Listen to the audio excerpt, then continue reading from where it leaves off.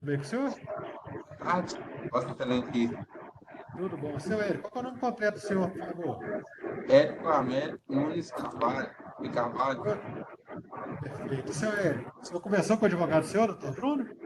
conversei sim. Perfeito. Seu Hélio, isso aqui é o dia de justificação do senhor, que a gente só tem que falar sobre a versão dos fatos, a sua defesa, sobre possível falta grave que o senhor teria cometido. O senhor pode responder as perguntas ou ficar em silêncio. Ficar em silêncio não tem prejuízo, o senhor entende isso? Sim, senhor. Respondeu ou quer ficar em silêncio? Não, eu quero responder, Perfeito. Vossa Excelência. Aqui está falando que o senhor deixou de comparecer na casa de Albergado, lá de Belo Horizonte, a partir de 19 de 2 de 2019, isso é verdade? Não entendi, sim, Vossa Excelentíssima. Está falando que o senhor deixou de comparecer na casa de Albergado de BH em 2019, isso é verdade? Foi sim, senhor. Que aconteceu que eu estava pagando tudo certinho aqui em Araçuaí, minha pena, eu sempre cumpri aqui. Aí eu estava pagando certinho, aí eles foram e tentaram me matar no albergue. Eu tomei os disparos, 3 disparos, eles atiraram em mim, uma moto passou e atirou em mim e quase leva a minha vida. Aí eu fui para o hospital, fiquei uns dias internado, aí fiz a cirurgia, fui para a Teoflotone, eles fez a cirurgia em mim. Aí quando eu voltei de novo, que eu estava na minha residência, na minha casa, eles atiraram de novo em mim, tentaram outra vez contra a minha vida. E então por isso que eu deixei de comparecer, pois eu não tinha estabilidade nenhuma de estar podendo ir para o albergue com a gaiola na perna e eles tentando contra a minha vida, quase todo dia, santo dia, eles tentando contra a minha vida, Vossa Excelentíssima. Então eu te peço uma oportunidade, eu não quebrei porque eu quis, não, é porque eu previ a minha vida. Se eu não tivesse quebrado, talvez eu não estaria aqui hoje te dando essa satisfação aqui da falta que eu cometi. Entendeu? Então eu peço ao senhor que tenha ao menos uma oportunidade. Eu estava cumprindo certinho, o senhor pode perguntar a casa aqui a direção aqui prisional, que eu sempre paguei certinho lá no albergue, nunca faltei nenhum dia. Só que eles estavam tentando muito contra a minha vida, Vossa Excelentíssima. Então, por isso eu fiquei com medo de morrer e fui embora, mas não cometi nenhum crime depois disso, senhor. Vossa Excelentíssima, não fiz nenhum crime. Eu estou de cabeça, convivi, estava trabalhando. Eu tenho prova que eu estava trabalhando na faculdade da Universidade Única, lá em Belo Horizonte, eu trabalhava lá, entendeu? Então eu te peço que tenha compaixão e misericórdia comigo, Senhor, que eu não quebrei porque eu quis, não. Você entendeu? Eu te peço. Eu só quebrei porque eles tentaram me matar, não foi só uma vez, foi 2, 3 vezes que tentaram me matar. Até as pessoas que estavam comigo, eles tentaram também matar. Aí eu fiquei com medo, eles me matar e fui embora. Perfeito, doutora Samira. Sem perguntas, excelência. Obrigado, doutor Bruno. Eu tenho pergunta, sim, Excelência. Queria perguntar ao seu Érico se, quando ele sofreu essa tentativa de homicídio, se ele chegou a fazer algum boletim de ocorrência. Isso, eu fui para o hospital, doutor Bruno. Aí eles chegaram lá e fez, aí eles me perguntaram quem tinha atirado em mim. Até então eu não sabia quem tinha atirado em mim, doutor Bruno. E foi uma moto que passou, tem 2 elementos que atiraram em mim.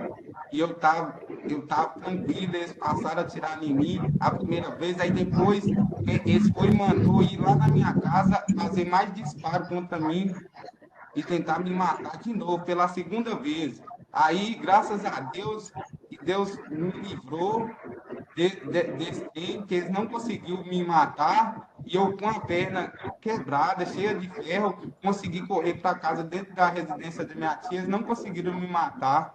Aí eles foram e atiraram no meu colega, que estava comigo, eles atiraram no meu colega, na mão dele, e tentaram matar ele também.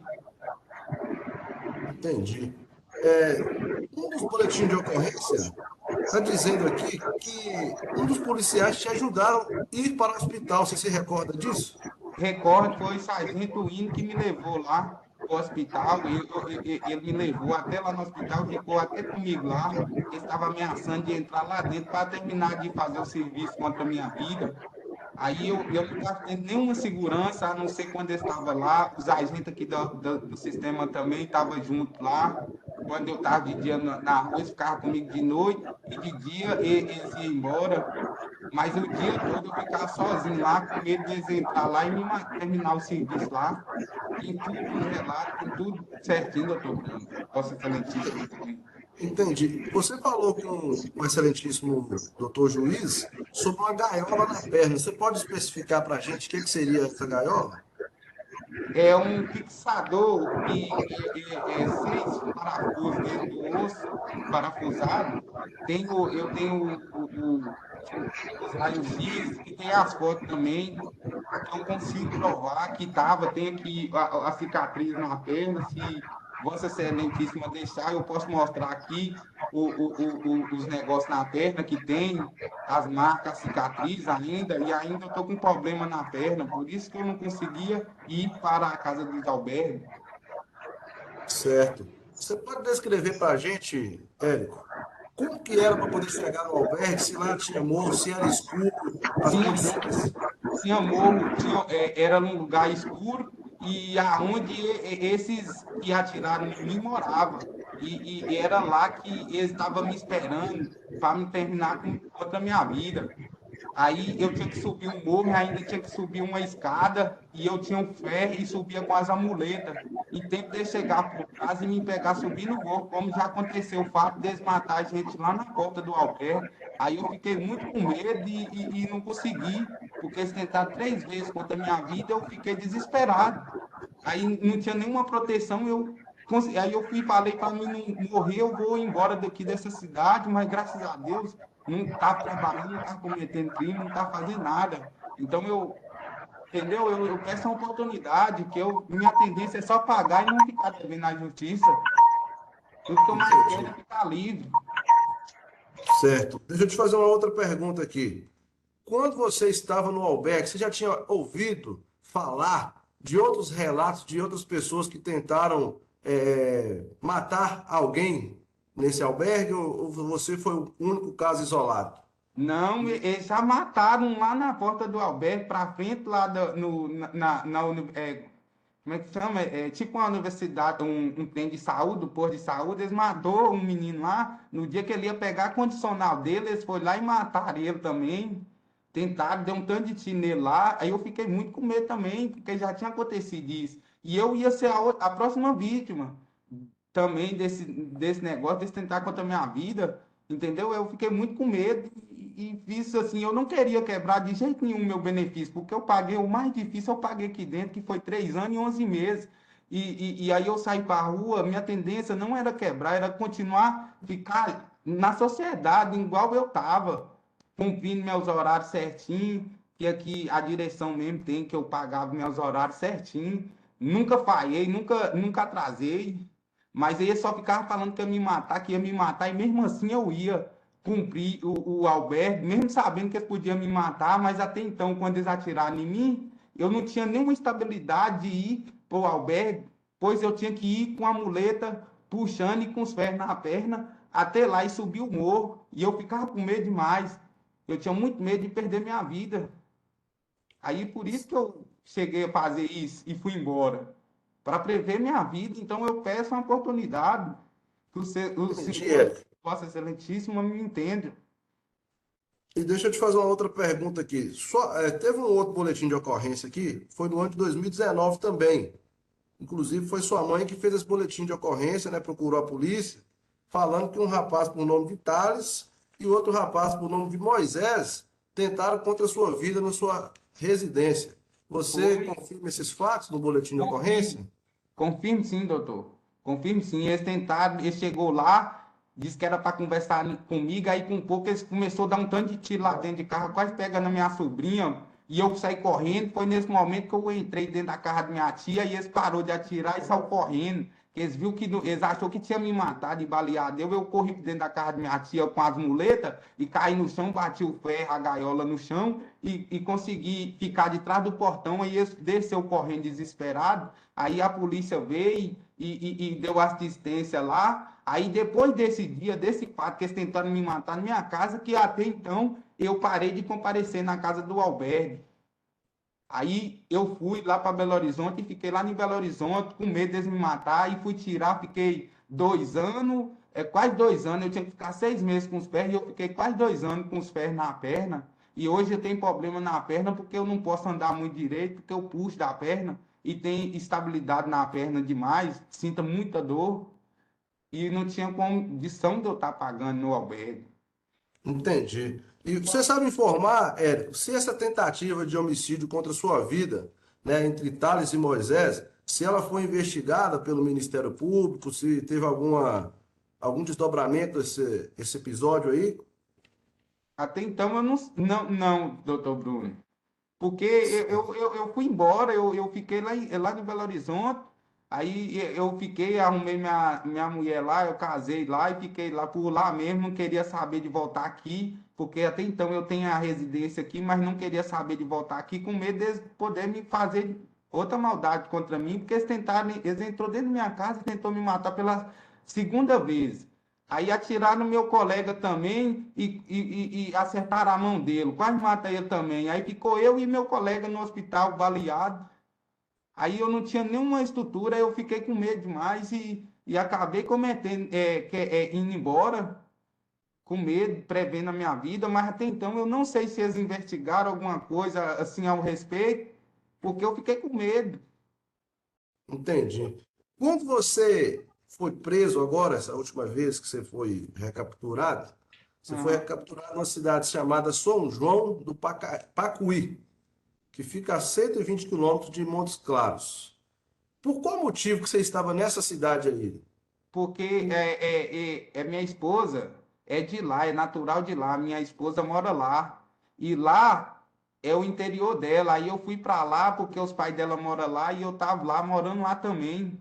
Mudei de vida, fui para lá para ficar morando lá, porque a família dela é de lá, eu tenho residência lá também, e que lá seria mais fácil, que o custo de vida é muito mais fácil na cidade do interior do que na cidade grande. E lá em cima eu tinha muita dificuldade de estar pagando um aluguel, entendeu? Aí eu estava trabalhando na faculdade lá e depois eu fui para o interior e comecei a trabalhar lá. O prefeito e o vereador, comecei a trabalhar Entendi. lá Qual na que é o nome do cidade. vereador lá, você se recorda? Jair. Tem algumas pessoas que colocaram aqui no processo uma declaração de boa conduta, pessoas que conhecem você. E eu vou mencionar o nome delas aqui, você vai falar para mim se você conhece ou não. O seu Jadir Lopes Lima. Conheço. Quem que é seu Jadir? Seu Jadir Jadir é um pedreiro, é um amigo meu, muito amigo meu lá, que eu Você chegou a fazia um trabalhar bico com ele para ele, também? trabalhava para ele de ajudante, quando eu não estava trabalhando para Jair, eu trabalhava para ele Entendi. de O ajudante. seu José Jacirlei, que o apelido dele é Lei.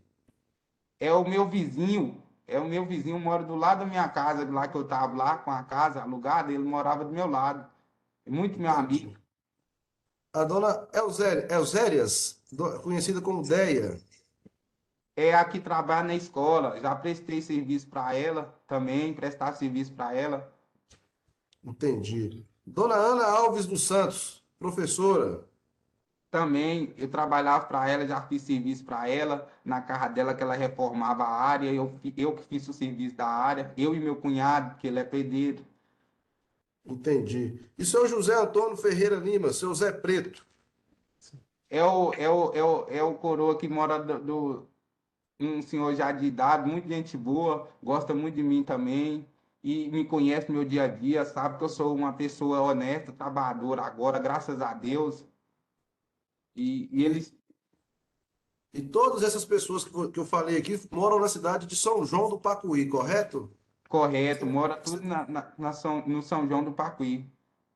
Você ainda se sente ameaçado aqui na cidade de Araçuaí, caso você tivesse uma progressão de regime? Sinto sim, eu sinto ameaçado, porque eu não posso confiar, né? Eu tenho muito medo e tenho muito medo de perder minha vida, sabe?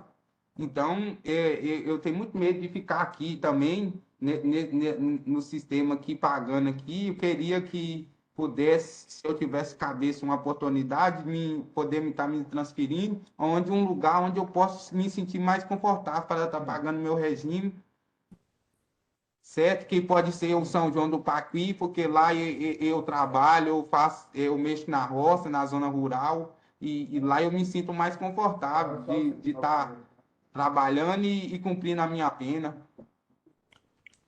Sem mais perguntas, Excelência, estou satisfeito. Obrigado, doutor. Doutora Samira, pode apresentar a alegação aí direto? Sim, Excelência, por gentileza. Está com a senhora, doutora. Meritíssimo juiz, a fuga do sentenciado foi registrada aos 19/8 de 2019, conforme sequencial 116.1, e a recaptura dele se deu apenas aos 31/12 de 2022. Foram 3 anos em que o Estado perdeu a custódia do sentenciado por falta grave a ele imputada, a ele se deve imputar. Ofício 137.1 traz a data da recaptura do sentenciado. Nessa oportunidade, ele não declarou em que medida, tampouco trouxe provas a esse respeito, os agentes que ofereceram risco à vida do sentenciado tinham ligação com o albergue e também poderiam atentar contra a sua integridade física na casa, onde o Estado tem a obrigação de resguardar e proteger a sua integridade física. A escusa dele não merece ser acolhida, primeiro porque não é crível que por 3 anos haja perseguição do sentenciado constante e que o impeça, inclusive, de comunicar o fato à justiça e requerer do Estado a proteção necessária. E também em razão da falta de provas da alegação dele aqui no processo. Assim sendo, o Ministério Público, considerando os termos do artigo 118 da LEP, requer que seja reconhecida a falta grave do acusado, com a perda de 1/3 dos seus dias remidos, alteração de data brase, regressão ao regime fechado e demais implicações legais. É como manifesta e requer, Excelência. Obrigada. Obrigado, doutora. Doutor Bruno, pode apresentar direto? Vou apresentar também, Excelência. Ela está com a senhora, doutor. MM Juiz, a defesa pugna neste momento pela não homologação da falta grave do reeducando. Pois bem, conforme aduz a Lei de Execuções Penais em seu artigo 1º, a execução penal tem por objetivo de efetivar as disposições de sentença ou decisão criminal e proporcionar condições para a harmônica integração social do condenado e do internado. No caso concreto, percebe-se que o reeducando esteve em dia com o cumprimento de sua obrigação, estando presente todos os dias durante o tempo que ficou em Araçuaí no regime semiaberto, se recolhendo todos os dias nos horários marcados, conforme pode-se apurar pelo seu registro na antiga casa de albergados que funcionava no centro antigo da cidade de Araçuaí, local este que era muito precário, tendo em vista que quase ocorreu a fatalidade relatada pelo reeducando, inclusive registrado em boletim de ocorrência, que o sargento Winer e sargento Afonso relatam que socorreram o reeducando, o REDS 2019 029 275 310 001.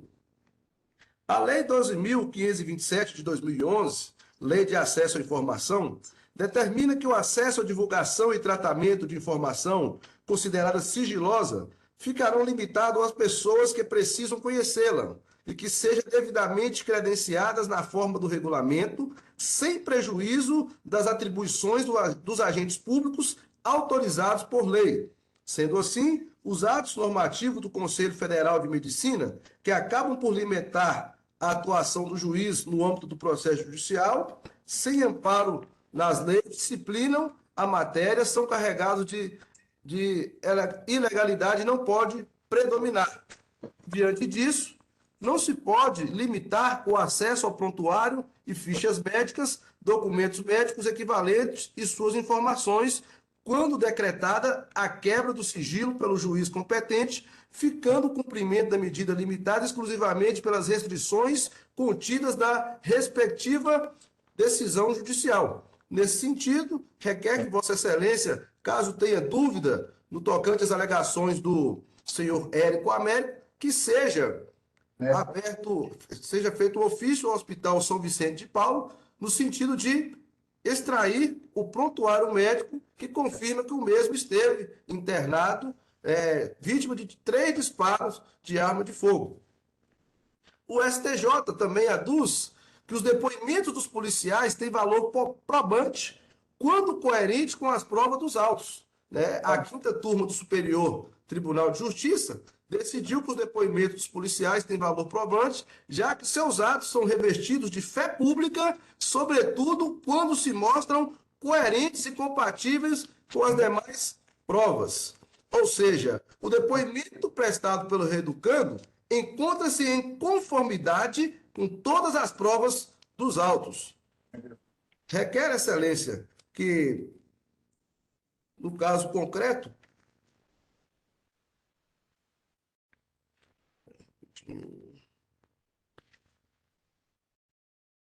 o reeducando seja absolvido pela suposta falta grave nos moldes do artigo 66, inciso 3, letra B, da Lei de Execuções Penais, deferindo a progressão de regime da forma que se encontrava de forma anterior.